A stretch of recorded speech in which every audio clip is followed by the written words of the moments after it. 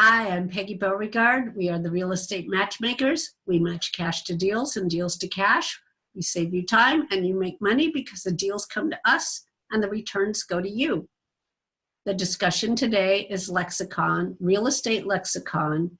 And today we're talking about, we're talking about appreciation and depreciation.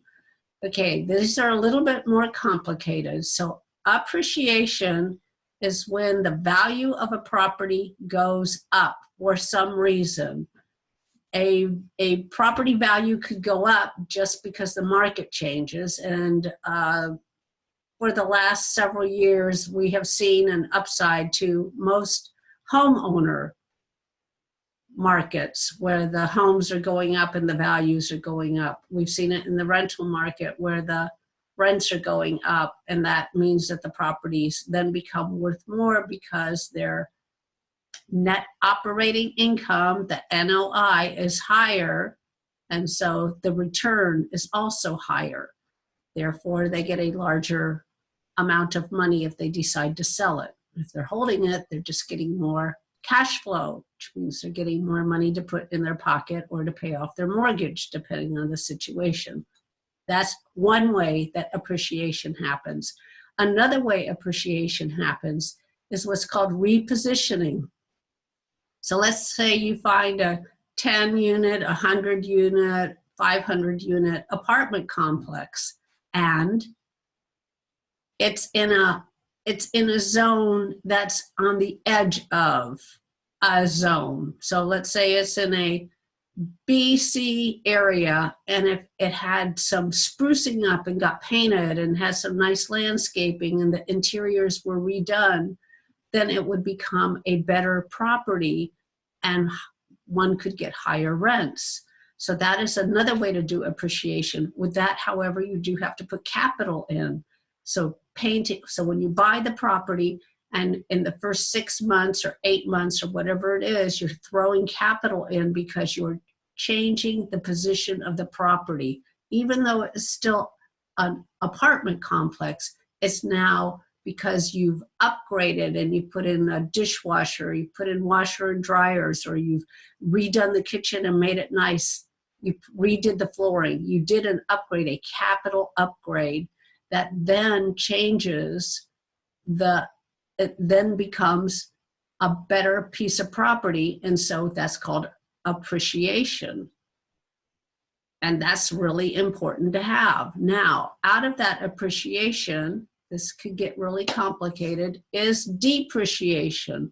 So after you get this all fixed up and all very nice, you're now going to put in a new depreciation schedule. And that is usually done through something called a cost segregation, where experts in that area come in and look at everything and measure everything, because depreciation is for a certain period of time. You don't get to depreciate land. You have to take your buildings off of the land. However, you have parking lots and the white stripes on the parking lot or the blacktop on the parking lot. That's all depreciable.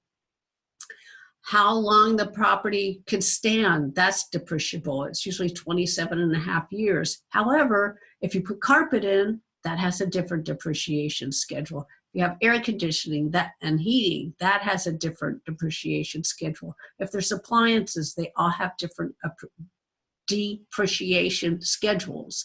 And by the time they finish the cost segregation for depreciation, you now have a property that has lots of write-offs, which again means that you could get a higher cash flow because you've got this bigger depreciation, which is taking away more of the, I can't remember exactly, it's taking more of the depreciation. It's a return on your investment. So you are getting to depreciate.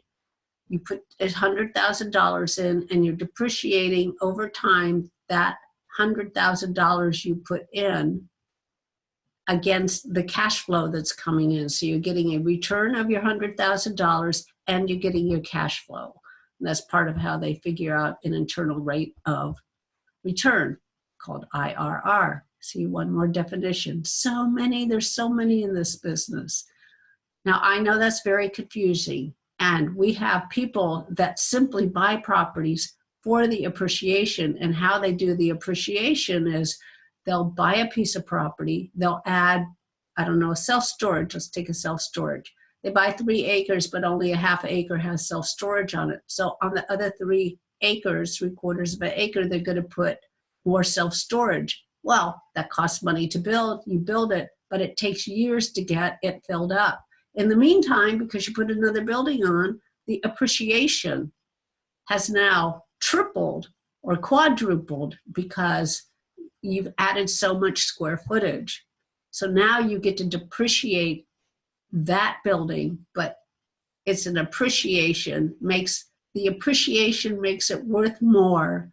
The depreciation gives you something to write off, because as soon as the property's built, it starts depreciating. Just like your automobile, when you drive it off the lot, starts depreciating. Because it's only going to stand for a certain amount of years, and after those years, you would normally tear it down and rebuild. Very complicated, and I just wanted to keep it as short and quick as possible. So if you have other questions, be sure to email me, ask me any questions. I'm happy to have a discussion with you about it. These are important things to know when you go into real estate, because that's part of your planning for your estate. What you're going to get to write off, what you're not going to get to write off, what you're going to get cash flow on, what you're not going to get cash flow on. Hey, give me a call.